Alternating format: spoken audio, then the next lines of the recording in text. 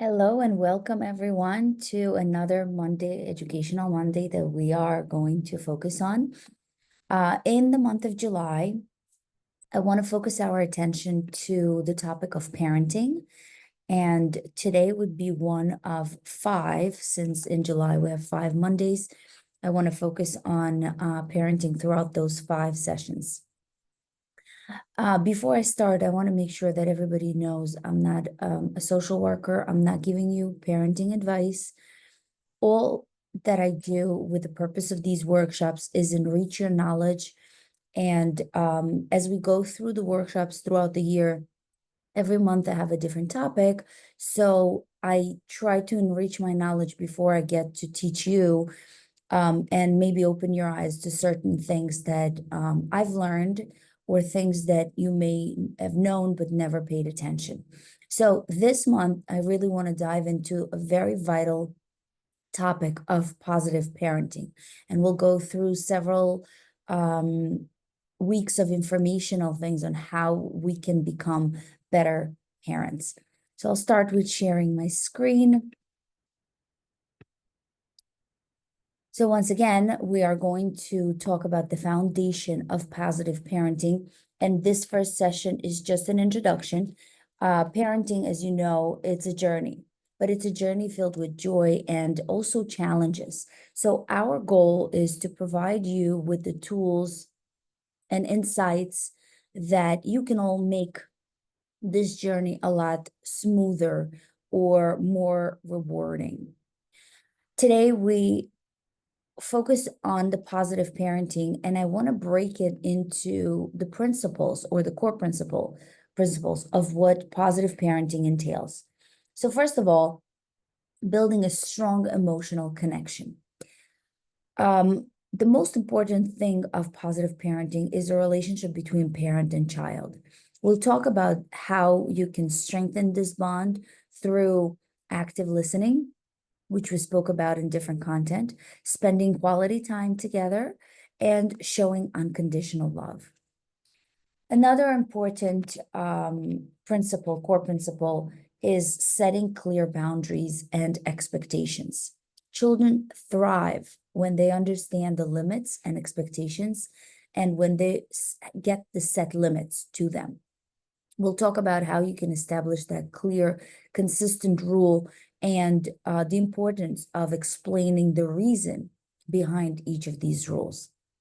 Number 3, positive reinforcement. Encouragement of good behavior through positive reinforcement is so much more effective than focusing on punishment. We'll explore various methods that rewarding will be more positive and will increase the positive behavior and how you can use that to praise effectively. Number 4 core principle is effective communication. Open, honest, and of course, age-appropriate communication is the key to understand your child's needs and concerns. I'm going to share some tips and how to improve communication skills within your family. And the last, but of course, these are just the main, I'm sure there are others, modeling behavior. Children learn by observing their child. We will discuss how important modeling behavior is. If you wish to see your child do certain things, make sure you do them as well. So children observe on how you handle stress. They observe how you show kindness and respect, and they really do mimic behavior. So throughout today, I'll just delve into each of these principles.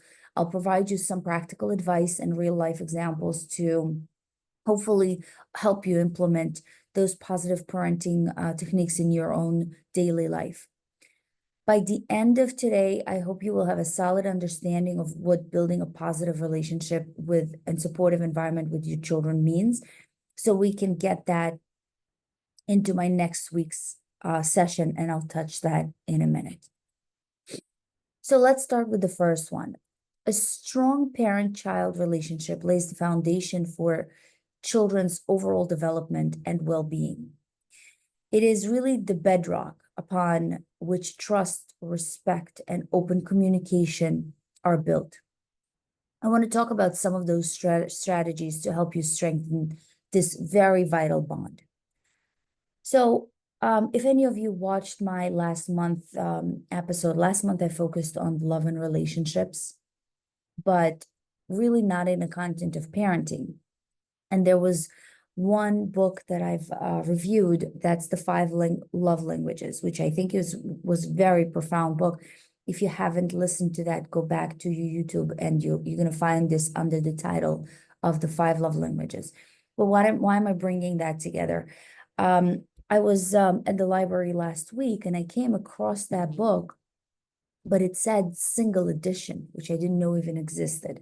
So I took that, I checked it out, I read it over the weekend. It was very interesting to see because the author takes that book and make it into a connection of either a single parent or a single person. And it broke those 5 languages, 5 love languages, into parent-child relationship, which I think was so important to understand. The 5 love languages, I'm not going to spend time talking about it, but one of them entails spending quality time. And in the book, it describes how you find your love language with your child, but I'll touch on it as we go briefly today as well. But when you discover what your child's love language is, it would give you a much better connection with your child.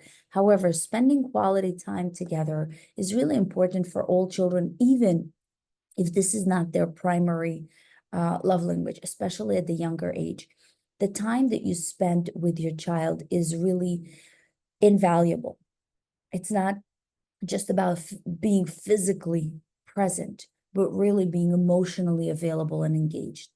A lot of us are present with the children, but we don't really pay attention to them. And we think watching a movie with them is quality time. It's actually not. So, some ideas of quality time is really engaging in activities that your child would enjoy.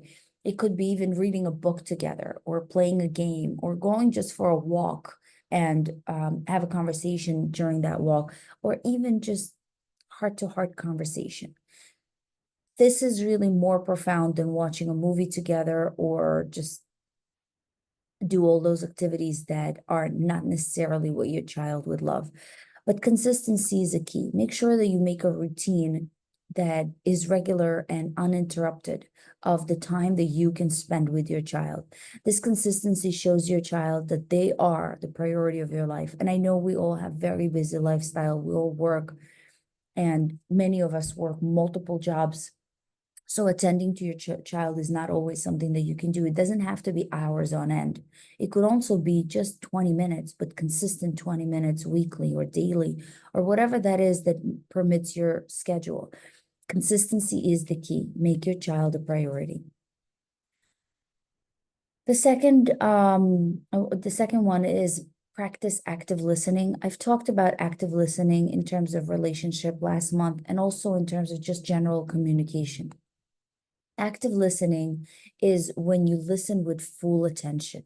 When your child speaks, give them your full attention, put away any distractions like a phone, TV, tablet, and really focus on what they're saying.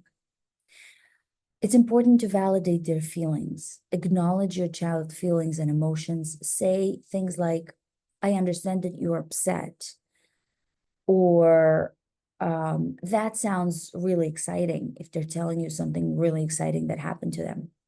It could go a long way in making them feel heard and understood. Ask open-ended questions. And I think I touched on it last session also, because when you ask open-ended question, you encourage to actually have a conversation. You encourage your child to have and express themselves by asking open-ended questions that require more than just yes or no answer. So for example, what was the best part of your day today? You would require a lot more than just yes or no as an answer. Number 3, show unconditional love and support. Express your love regularly. And many of you that grew up, even, my age, people of my age, it was very uncommon for parents to express their love. Most of us have never heard their parents say, "I love you," which is something that was understood as weakness and something that children should not know. So telling your child you love them every day is actually very important for them to hear. Those simple words of affirmation, which is also one love language that I've touched on, they show, or even showing physical affection, hugging them, kissing them, builds a sense of security and love. Support their interest, encourage and support your children on what they do. If they're interested in something, I don't know, collecting stamps, don't dismiss that. Let them do that, because encouraging and supporting them really builds enthusiasm. It builds their understanding that they're being understood. Let them do whatever they enjoy doing, and be there in tough times. Life has its ups and downs for us, but it also has it for your children. So make sure that you offer comfort and you understand them at their difficult times. They can feel that it's difficult for them, even if it doesn't sound like it's difficult for you. Don't dismiss your child's feeling. Understand that this is how they feel, and they're entitled to feel this way. Creating a routine and tradition is really important. I just recently heard a family that their tradition is waking up in the morning with a cake on a day of a birthday. I know my sister-in-law has a tradition that a person who has a birthday will wake up in the morning and someone else will cook their breakfast, and they're sitting for an early morning breakfast. This is a tradition. It's something that or a ritual. It's something that the children look forward to. If they have like a weekly pizza night or a weekly family dinner, we have family dinner every Friday, and it's every Friday, and the children are very excited. Saturday night, we have a pizza night. These are things that they look forward, and consistency is really the key for them. Communicate openly and honestly. Be open about your feelings. Share your own feelings and thoughts with your child, but make sure it's age appropriate. Expressing your feelings in an open way models healthy emotional expression. And when you foster an environment where your child feels safe through honesty, they feel safe to share their feelings, their thoughts, without actually having the fear of being judged. Respect your children's individuality. Recognize their unique qualities. We are all different. So every child is unique. I have 3 children, and they are all absolutely different. Each of them has their own love language, and even though they are all my children, still every child is unique. So celebrate the individuality. It's important that children understand that they are unique, but it's okay to be different, and avoid comparing them to others. A lot of times I hear, especially in families, "Oh, your brother got such and such grade when he was in your grade. How can you not do that?" These are comparisons that really dismiss a child or reduces their abilities. So celebrate their individuality. Don't compare them to others. Every child is different. Allow your child to make their choices and take on responsibilities that are appropriate for their age. It also helps them build confidence and independence. So with all that said, building a strong parent-child relationship really requires time, effort, and a lot of love. When you spend quality time together, practice all of these things that we talked about: active listening, showing unconditional love, creating rituals, communicating openly, respect their individuality. All of these things you can really create while spending time, and that will support your child's growth and happiness throughout their life. Any individual's life is really dependent on how their childhood was.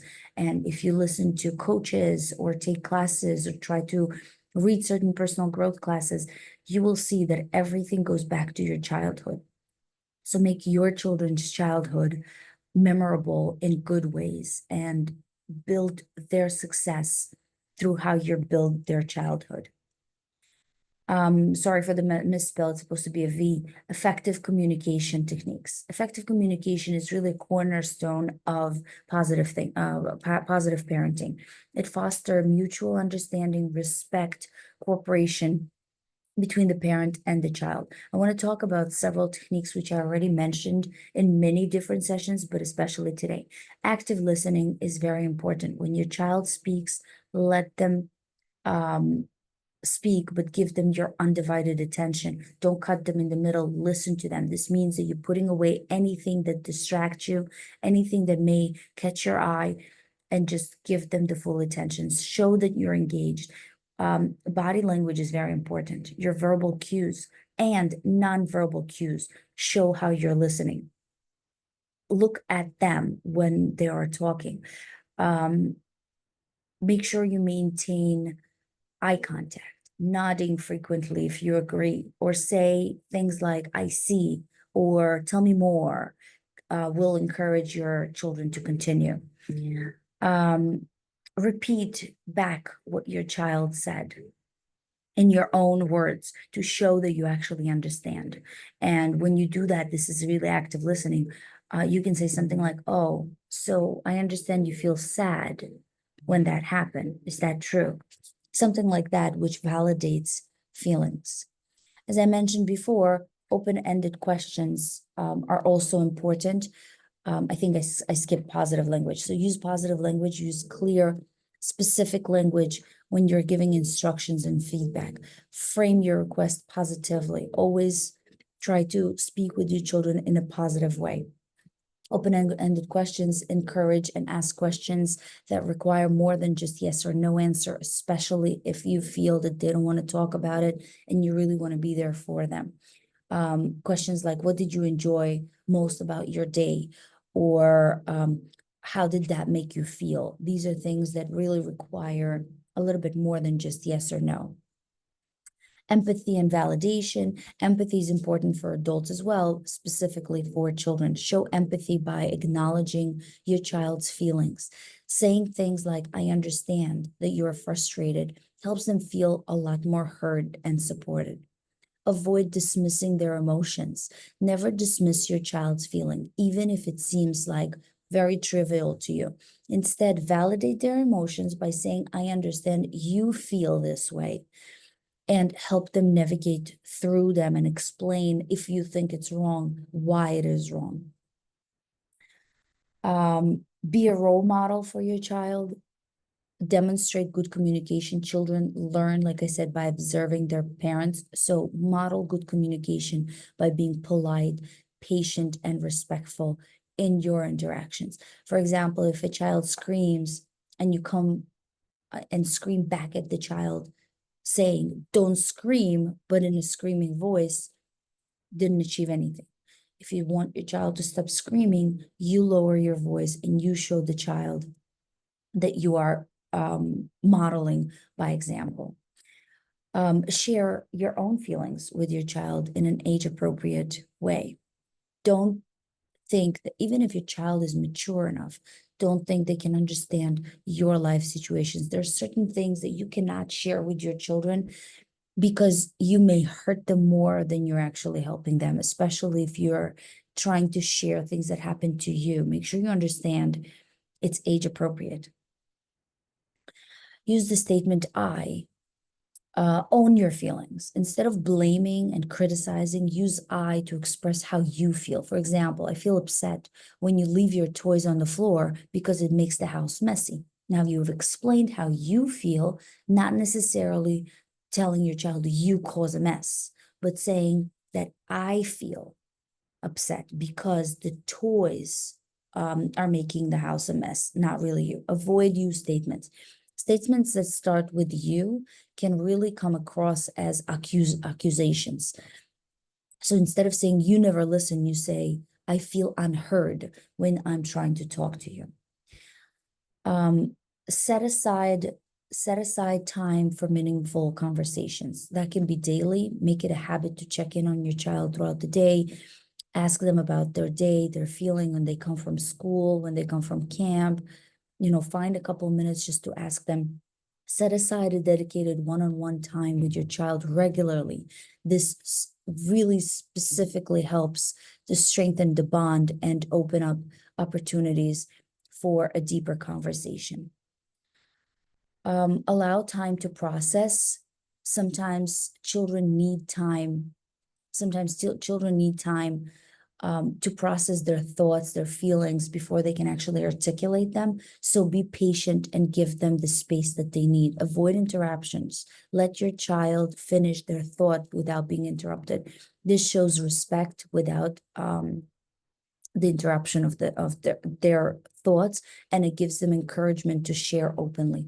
So when you implement these effective communication techniques, you can create a more open, trusting, and respectful relationship with your child. And this is the foundation that helps them feel valued and understood, fostering their emotions and physical growth. Setting clear boundaries is also very important. Setting boundaries and expectations foster really essential for positive parenting. It helps your child understand what is expected from them and fosters a sense of security, promotes self-discipline. Be clear and consistent with what you're asking. So define your boundaries clearly. Clearly explain your child what are the rules and what are the boundaries, and make sure they understand and follow. So you can, for example, we always brush our teeth before we go to sleep or before we go to bed.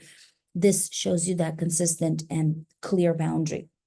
It enforces, when you have clear boundaries, consistency enforces the rules. And if a boundary is important, it should be enforced every time. Inconsistent can really confuse your children. Collaborate and involve your children in setting some rules around the house. This gives them a sense of ownership, makes them more likely to follow the rules. So, for example, what do you think is a fair rule for screen time? Ask your child and see what answer they will get. And of course, if they give you an answer that is not reasonable for you, ask them, why do you think that is the time? And maybe explain why it's not. Use positive reinforcement. Reinforce good behavior with positive reinforcement. Praise, reward, and recognize can really motivate your children to follow rules. Say things like, I'm really proud of you for sharing your toys with your friends today. That is really words of encouragement. Be firm but fair. When boundaries set, stand firm. It's important to be consistent and follow through with consistency, with consequences if rules are broken. So if a screen time is over, turn off the TV, even if your child starts protesting, screaming, or whatever it is. Use fair and logical consequences instead of harsh punishments. If your child doesn't complete their homework, the consequence might be that they'll lose some playtime to finish it. Give your child choices within the set boundaries and help them feel empowered and respected. So, for example, would you like to wear the red shirt or the blue shirt today? You're giving them the choice to choose. Allow your child to make choices. That helps them develop decision-making skills and a sense of responsibility. And of course, children learn a lot by observing their parents. Model the behavior that you want to see in your child. If you want them to speak respectfully, ensure that you do the same when you speak to them or even to others, because they do watch you. Show respect for all children and for their boundaries. If they need space to be alone, and that happens, especially with teenagers, honor that. Give them that time. Use clear, positive language when setting expectations. So instead of saying, don't make a mess, try to say, please keep your toys in a play area. Avoid negativities. Frame rules of positive way that encourage the cooperation. So, for example, walk inside the house instead of don't run inside. So I really hope that these ideas and some points are really helping you to set the boundaries, expectations, and it's really crucial for creating structure and supportive environment. When you're clear, consistent, you involve your children in the process, use positive reinforcement. All of these things create positive behavior, which consequently creates positive parenting. If you have any questions about that, I will be more than happy to answer. Please send me private message or call me if you have my number. I will be more than happy helping you throughout your journey. And until our educational journey crosses again, always remember that learning is a gateway to a bright future. Before I let you go, I just want to remind you that we're doing this live every week on Mondays. Next week, I am going to interview Mark Leclau, an author of one of the books that he wrote was Become a People's Magnet, and we're going to connect that into parenting. In his book, he has some strategies which I think are very important for parenting techniques. So stay tuned, and I'm hoping to see you again next week. Bye.